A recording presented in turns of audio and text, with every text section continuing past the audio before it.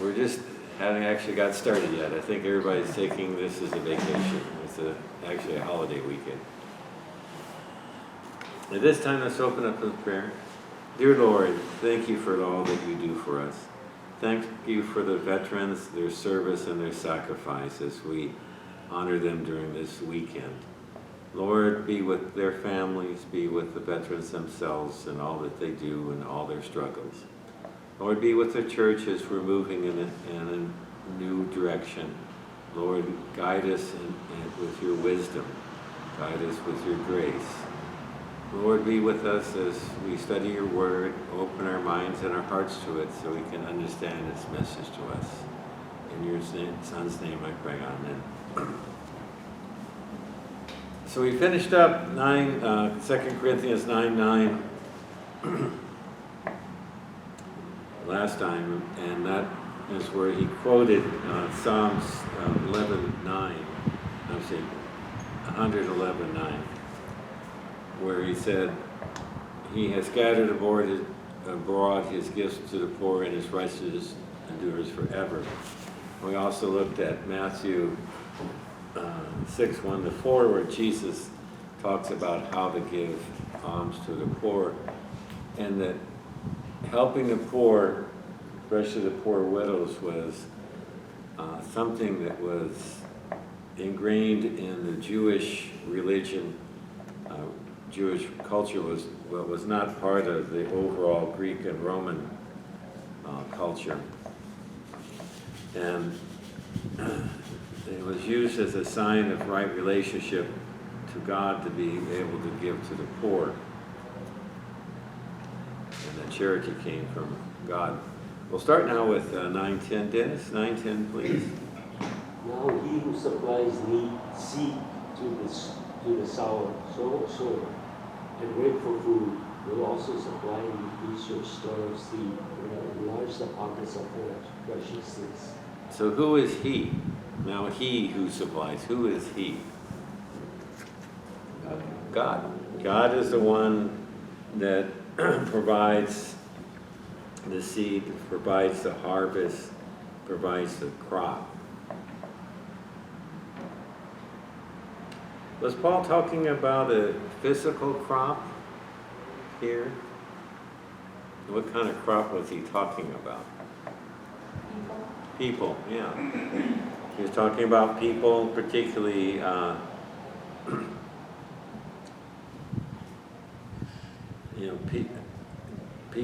people doing good deeds for the church.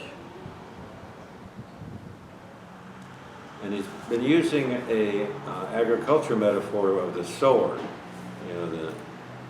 In olden times, they would plow the field and the sower would go out and throw out the seeds. If you didn't throw out a lot of seeds, you wouldn't expect a very good harvest. And so you had to be generous with your harvest. You had to be generous with your sowing to have a good harvest. And if you're was miserly or miserly with sowing, you would expect a poor harvest. And so Paul's instructing them to be generous with their charity, because then you would expect a good harvest from that charity.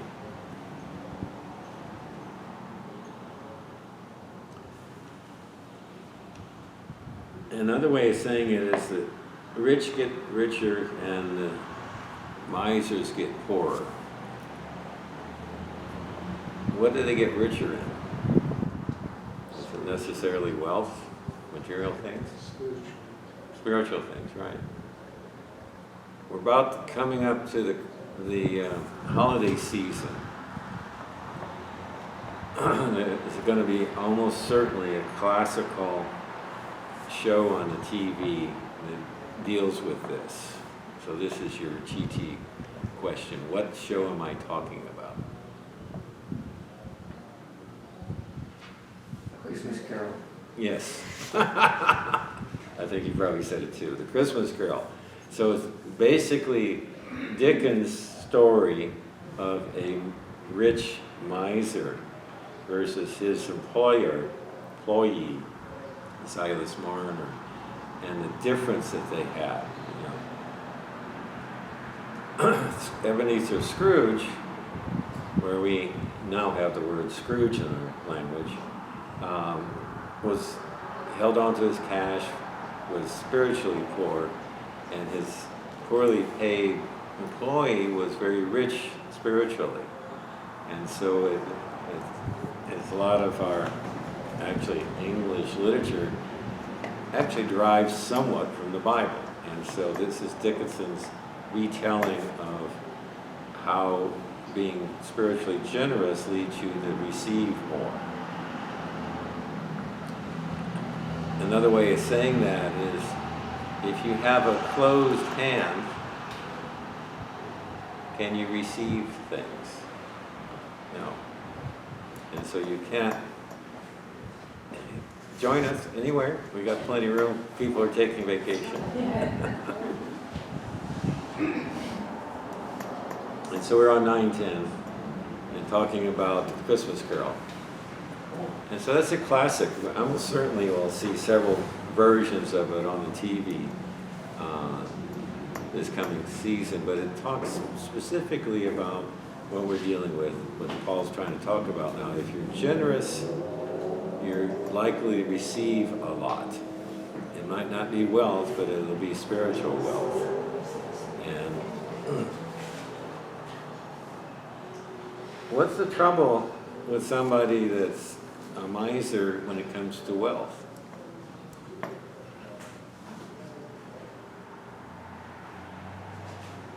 What problem do they have with their wealth?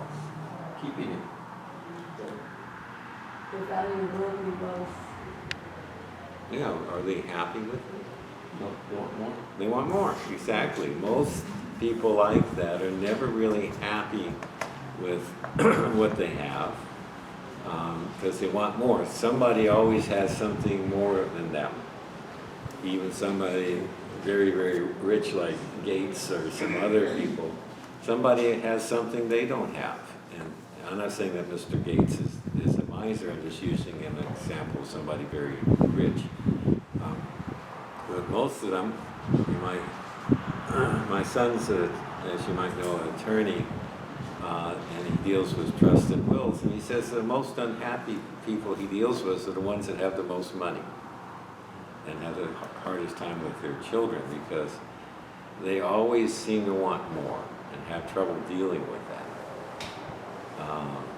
And again, the analogy is that if you have a closed hand, can you receive things? No, if you're generous, you're likely to be able to receive things back from God. And so it's spiritual wealth that Paul is talking about here, not necessarily worldly wealth. Okay, Lynn, 9:11, please. You will be made rich in every way, so that you can be generous on every occasion, and through us your generosity will result in thanksgiving to God. So he kind of summarizes what he's been talking about.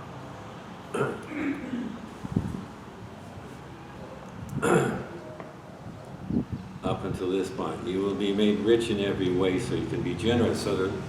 So your richness allows you to be generous, and you should be generous so you can receive more. But you should be resulting in thanksgiving.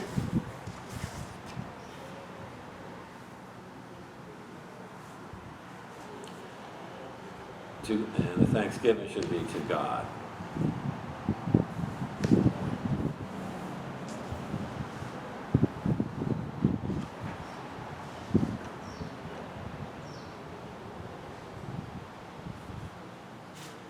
And Luke, let's see, Karen, can you look up 12:19, please, Luke?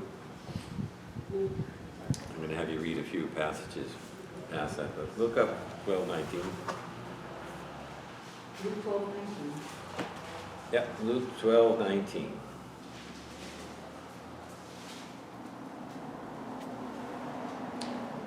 And this is talking about the parable of the rich fool. This is again Jesus speaking. And I'll say to myself, you have plenty of good things laid up for many years. Take life easy, eat, drink, and be merry. And so this is you might say, the mantra of a rich fool. You know, I have a lot, I might as well enjoy it, eat, drink, and be merry. Go on with 20 and 21 now. I'm sorry. Luke, Okay. you lost your page. Okay, now let's go back to the second page. Luke 12. God said to him, "You fool, this very night your life will be demanded from you. And who will get what you have prepared for yourself? This is how it will be with anyone who stores up things for himself, but is not rich toward God." Okay, so what is Jesus saying here?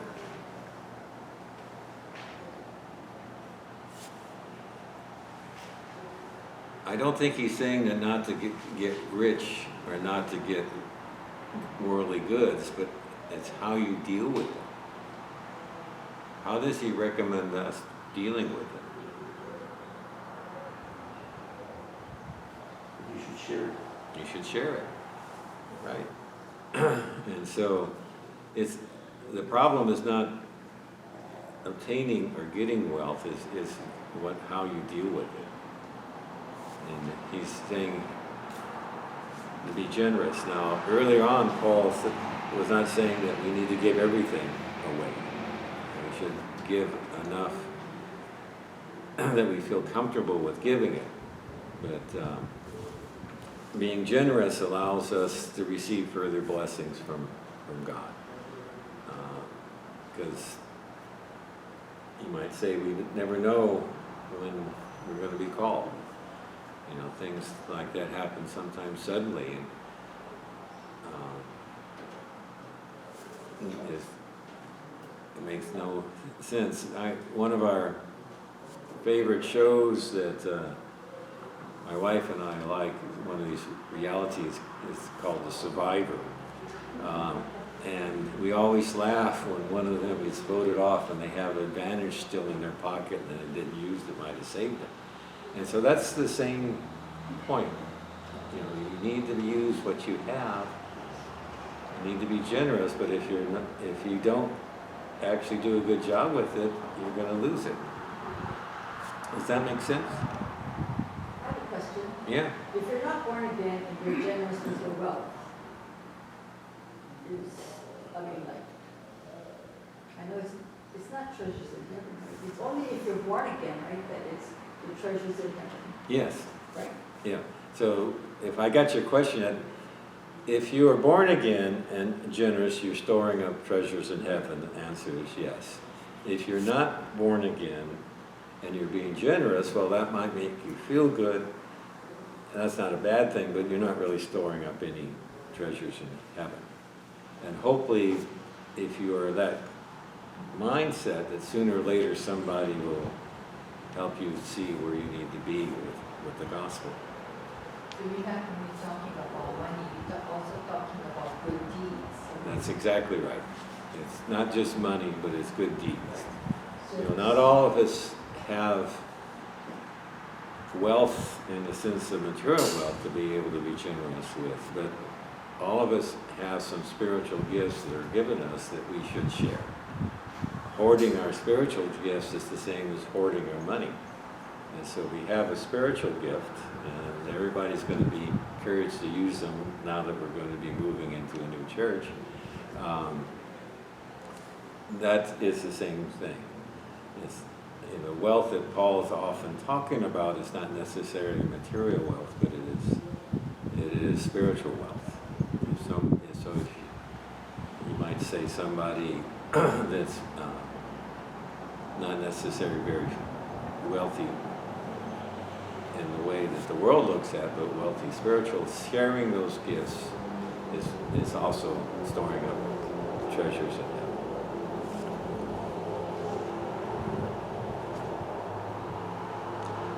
I think being generous leads you to have a better view of yourself, a better view of life in general and people. If you're always holding on to what you have, sometimes you feel that everybody's out to get you. I have a medical school classmate very much like that. You know, he's so afraid that somebody's going to take what he has. And he's always railing against, he lives in New Mexico, the Indians and their casinos and things they get away with and all kinds of other things like that. But he's so afraid that somebody's going to take what he has. Do we actually get out of this world and take it with us? No. I mean, we want to be quite frank about it. We would like to pass on a better life to our children. And I see no harm in that. But that's also being generous with our children. And we want them to, you know, I think all of us want our kids to be better off.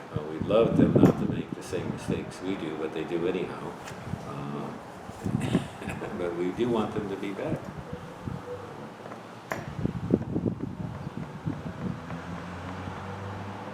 Okay, enough said about that.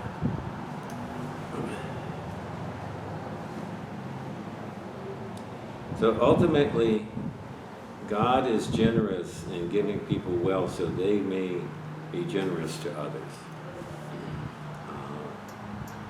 In particular, Paul is saying being generous both spiritually and financially to the other members of the church. Is what he's often talking about. 9:12, Larry? The service that you perform is not only supplying the needs of God's people, but is also overflowing in many expressions of thanks to God. And so, this service you perform, again, he's talking about being generous not only with financial, but spiritually. Is supplying the needs of God's people. He's talking about the members, the believers, and overflowing with thanks to God.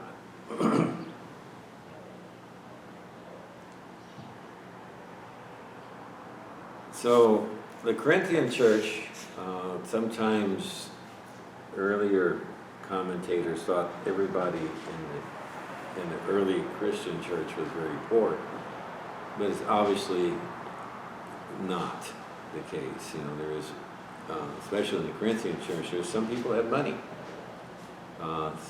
and more recent looking at things, it's obvious that other churches had often some that were very poor, like Paul's talking about the one in Macedonia, but some other ones had people that had some status and wealth.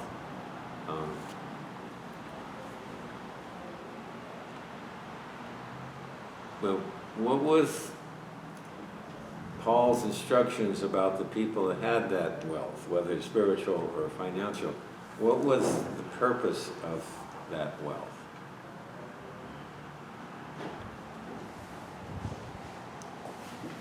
To take care of God's people. Yeah, it was for the common good of the people of the gospel.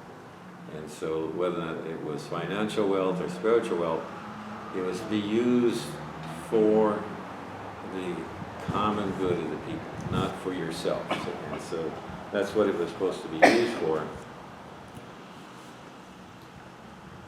And it came from God, so that the thanksgiving, the thanking should be to God, because the wealth, whether spiritual or financial, came from God. Back to Dennis, please, 13. Because of the service for which you have proved yourselves, men will praise God for obedience that accompanies your confession of the gospel of Christ, and for your generosity in sharing with them and with everyone else. And so he's saying that the Corinthians were obedient in times of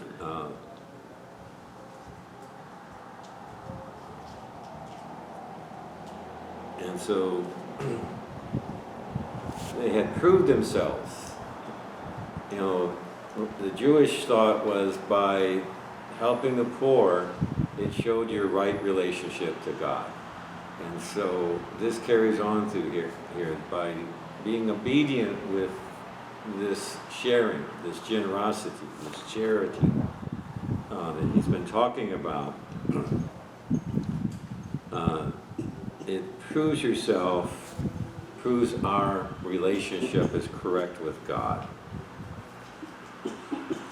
And that our confession of the gospel is true.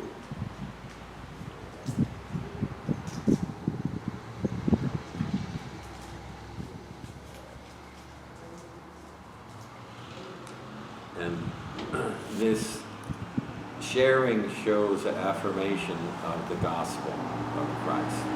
And so this obedience shows that we have a correct relationship with Christ, correct relationship to his gospel, and affirmation of his gospel. 14, please, Lynn.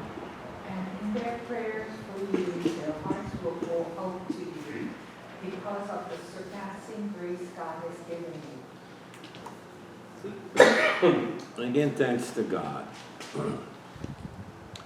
And he's talking, remember this collection was for the Jewish Christians who were somewhat much more conservative, and he's looking for them to have a unity with Christ, other believers that Paul has been ministering to.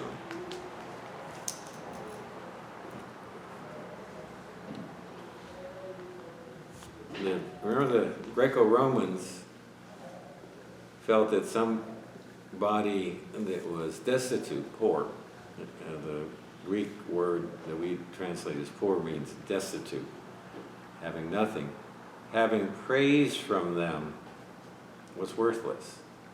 Their society was, if I gave a gift to Lynn, I expected a gift back from her. It might not be exactly the same thing, it might be a favor, but I would assume that I would be getting something. And so if Lynn had nothing, all she could give me is her praise, and they felt that that was worthless. What Paul's saying here is that the poor, destitute Jewish Christians in Jerusalem, they would be praising the Corinthians and praying for them. Is Paul saying that means something? The Greco-Romans would say no. But does Paul think that that's worth something? Yeah. He thought that was going to be worth a lot.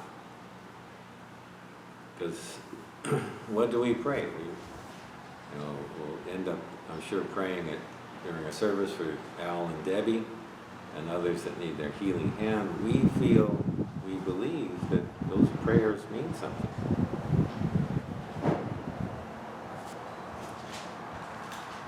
So is that something that, if you came from the mindset of that kind of praise was worthless, is this a major shift in how you look at the world? Yeah. It would be a major change in how you think. How do we think?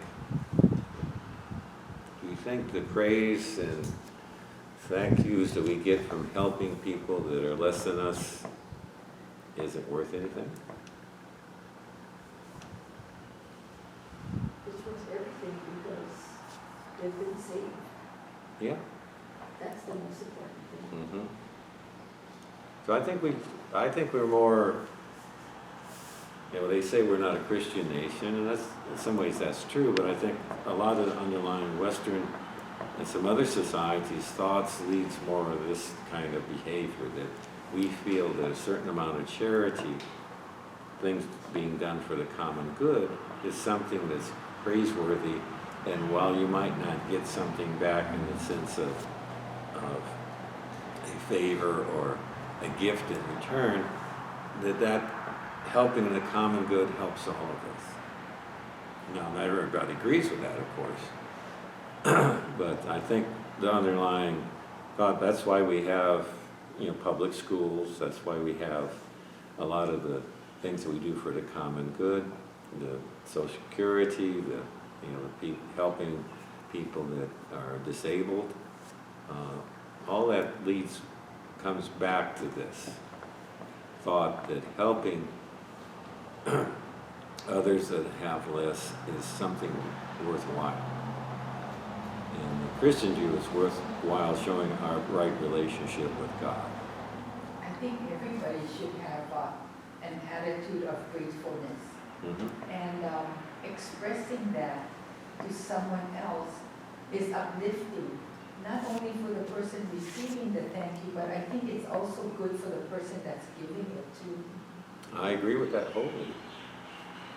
You know, that kind of generosity, you know, I might get something and I give it to Lynn. Lynn expressed gratitude to me, but I have to be great gratitude. I got, first of all, that thanks from her, but I got what I have to share from God. I need to be thankful for that. And I think when we share, we should feel the joy, spiritual joy of giving. Mm-hmm. I'll say it again, I'm a little deaf sometimes. When we give, we feel the spiritual joy of giving. Right. And that's fulfilling.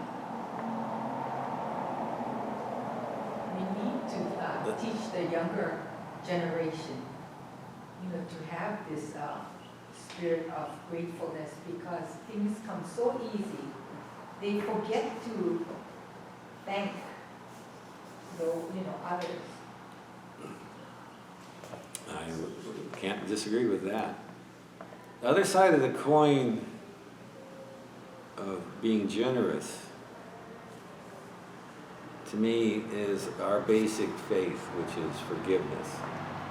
And so the other side of the coin, being thankful and generous on one side, is being unforgiving. Again, we've talked about this before, who does that hurt?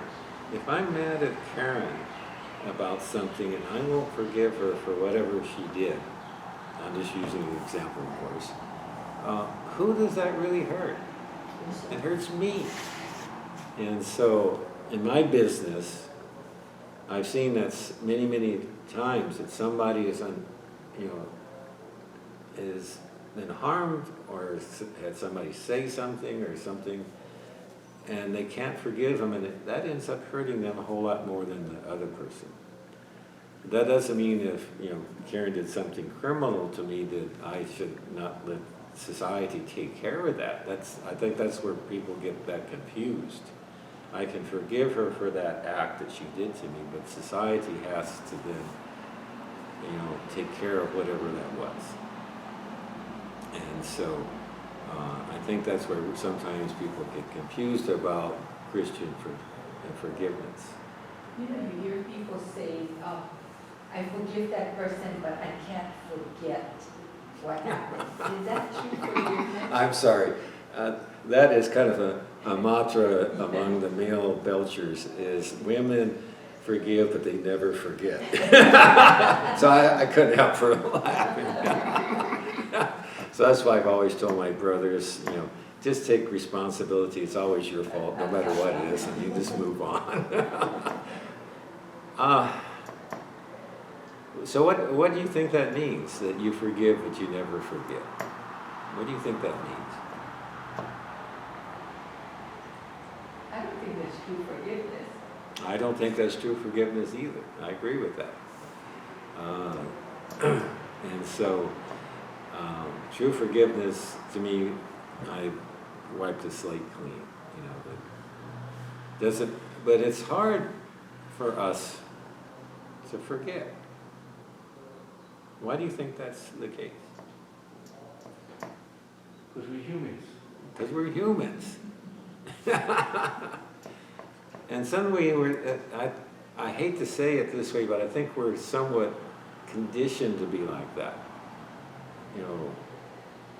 Making it simple is, we learn by what harms us more than what helps us.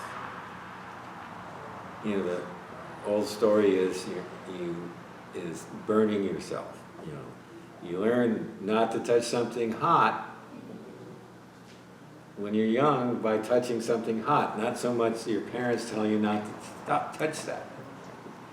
And as I was talking about earlier, I'm hoping my kids wouldn't make all the mistakes I did, but usually they did anyhow. And so it's easy to tell them something, but you learn a whole lot more if you've had the problem. So we tend to remember those things to try to keep us from doing it again. It doesn't always work. At least that's my thought. Why do we remember these things more than the good things?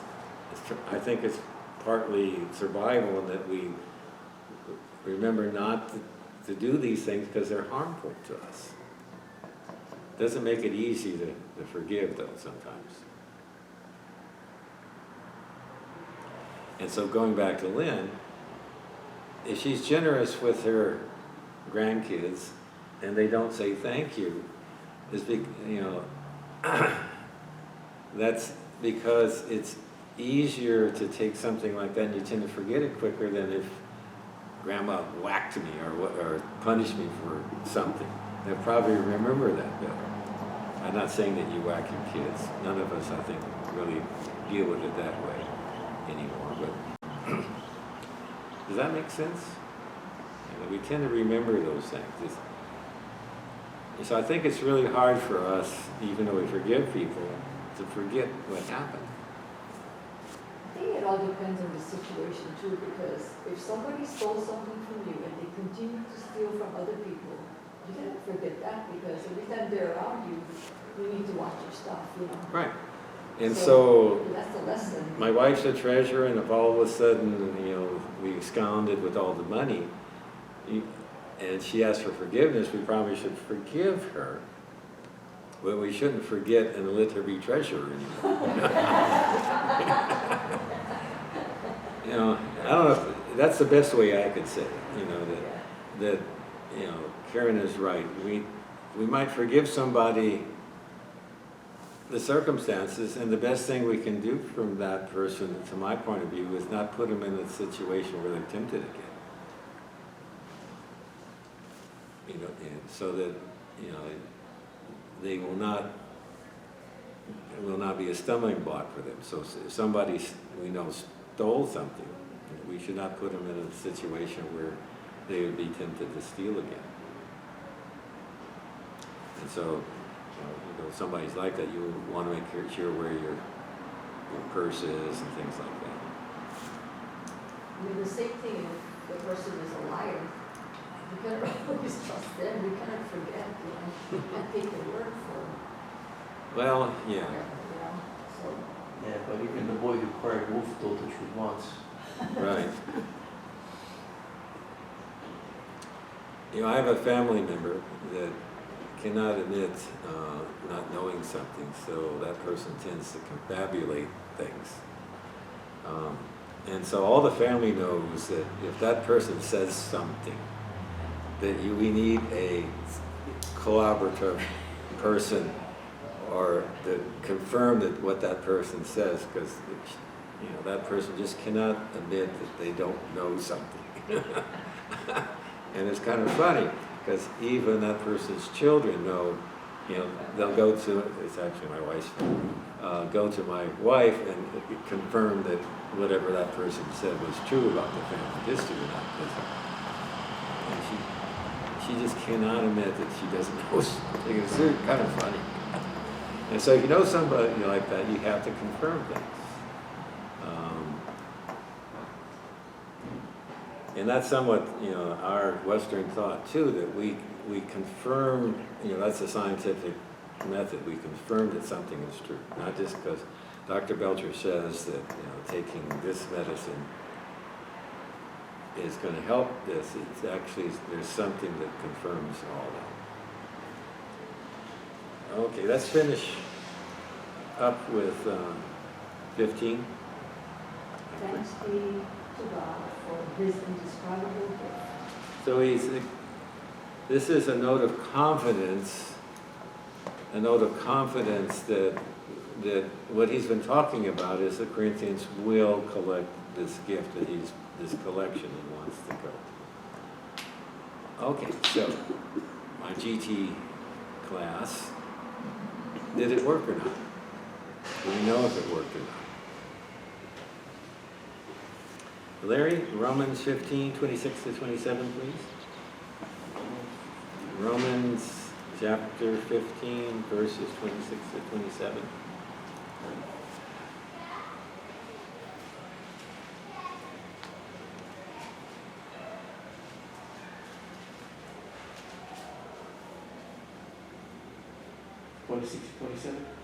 Yeah, 26 and 27, chapter 15.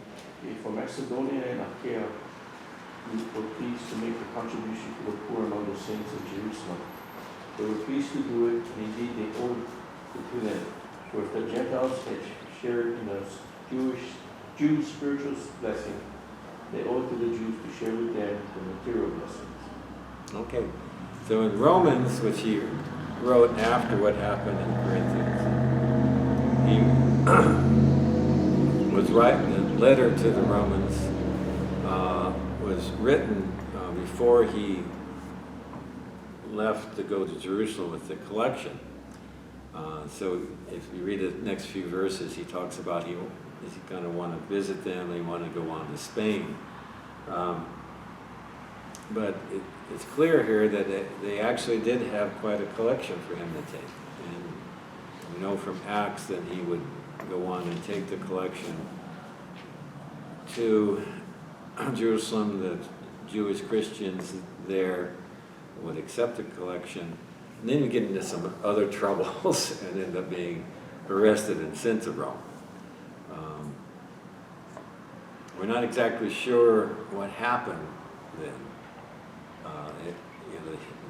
The Acts stops at that point, and we don't really know what happened. We know ultimately he would die in Rome, but there's some thought that he actually was released from that prison and went on to Spain and came back and something happened, but it's not clear at all from what we know.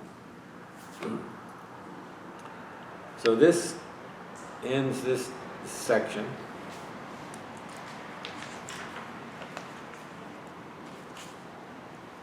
And Paul, as he often does, will make a radical change in his letter and his focus to finish up this letter. And we'll talk more about that next week. Okay. Karen, can you close this with prayer then? Sure. Thank you, Jesus, for all that you've done for us, and for all of the blessings, and we thank you for the long street property, Lord. We know that this is a gift from you to us, Lord, and we're so grateful. Thank you for all those who have come this Sunday morning to learn more about you, Lord, and what you want us to know about what it is to be a Christian. I'll be with each one as we go our separate ways and bring us back again next Sunday. Thank you for Dan and his knowledge, and thank you for allowing him to share that with us, Lord. We pray for all these things in the precious Son, Jesus Christ. Amen. Okay, thank you.